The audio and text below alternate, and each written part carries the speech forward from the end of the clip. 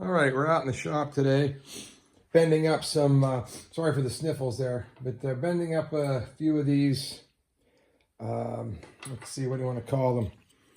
We got these here. That's our stake pocket for the Climax. And then you got we're making the bar. That's going to go through the side sill and then through the front and rear bolster. Two different lengths. I'm working on those. I'm just about through them all there. Well, maybe I'll record a quick video for myself too, because I forget sometimes how I do this stuff. So the first thing we do is, on this one, I have my rod, and this stuff is great. This is the, I know it's well, let's put it this way.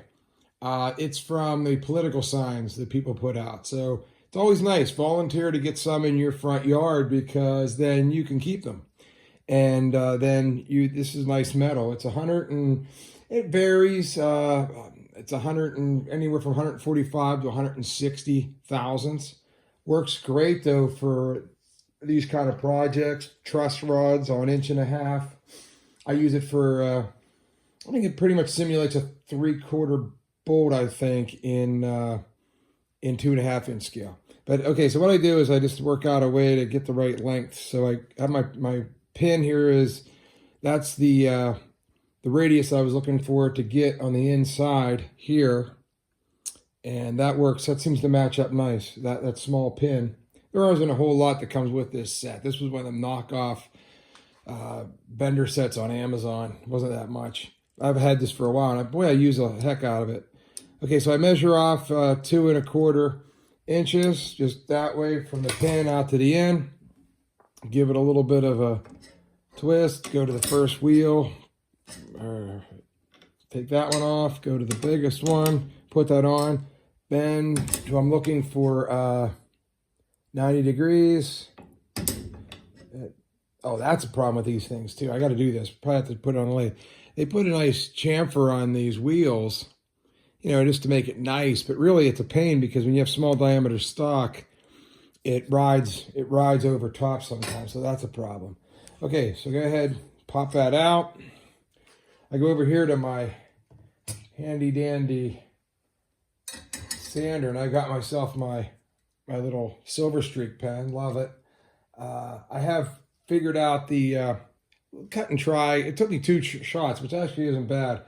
So if I put this right here like that on the bend, measure across, I got a nice little mark right here on the table. I just put that same mark on there. I don't know if you can see it in the camera. And then I take that and I line that up with the back side of here. Not the pin, but the back side here, because it's a nice straight edge and you can look right down it. And then give it a tighten up, level it. Good, doesn't have to be crazy. And there it is. I give it a little whack with that one first. Switch to this one here. A little bit more.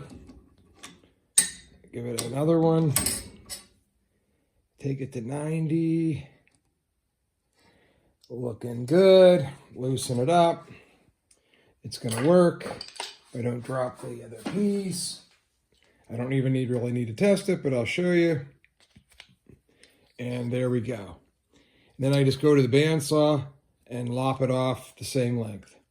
Yeah, so that's it. Making, I got 14 of these to make, but it's worth it if you got, you know, for bending it. That's a slick tool. Instead of building like a permanent one size jig to bend these in, you know, work out something with these.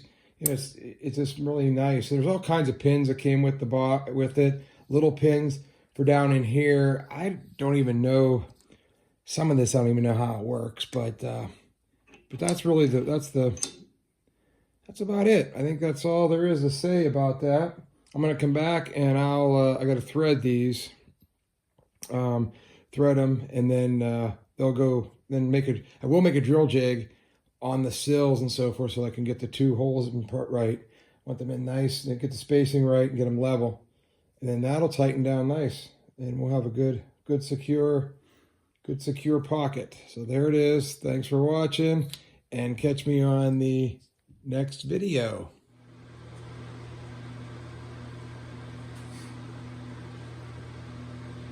All right, what we're doing here is we're putting threads on our U bolt that we created. So let's see. Let's walk through the process. Take our U bolt and we put it in here. This is what we're doing. We're clamping it into this toll post holder, which is square to the chuck. And what we're doing is, I've got a what size is that? I don't even know what size that is, which is kind of cool that it actually works.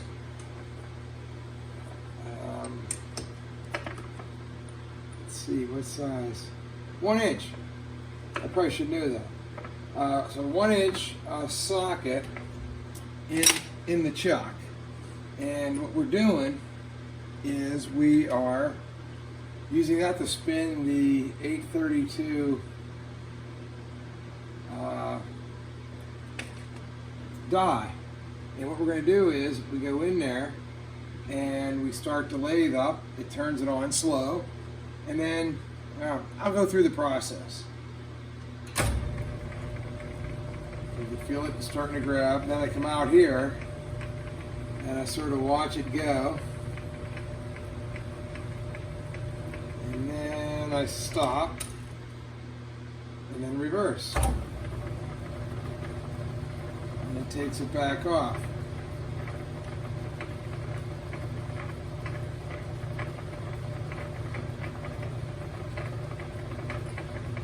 And it goes back in, and there you go. That's one side of that U. And I go ahead and put it back in again.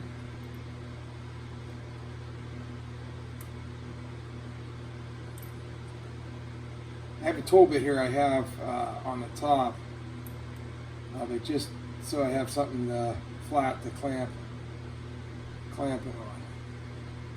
And then there it is. Shot of the old mystery lube. And then I go in, find it centers itself.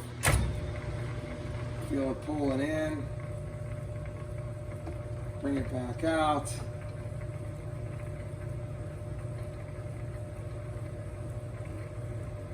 That's probably good. Take it off.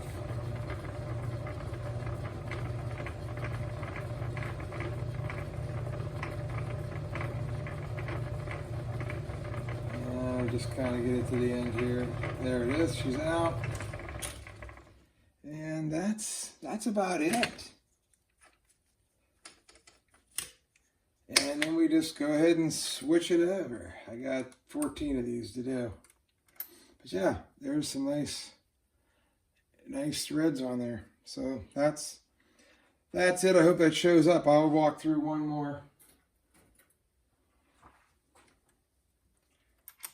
And there we go. I'm sticking my big head in there.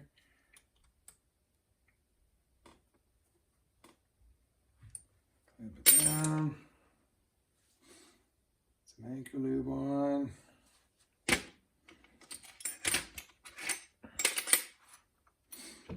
in. Yep, she's gonna grab. And it starts to feed.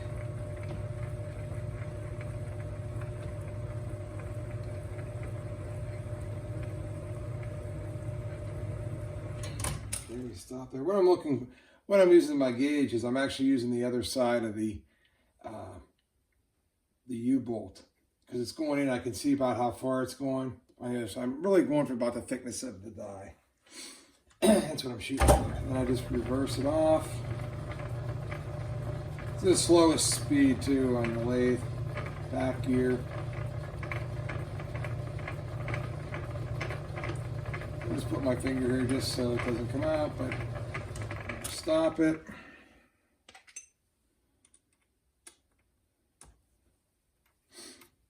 And then put this over. I'm holding this in so that this side of it is square to that tool post holder.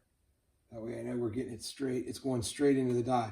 Some of these U-bolts are a little bit tight. I mean, they're sort of in a little bit. And once I go to put them on the frame, they'll be jigged up.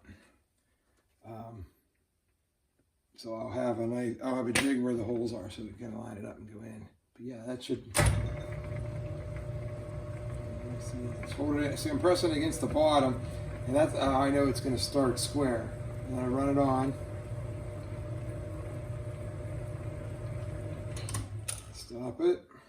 And back off.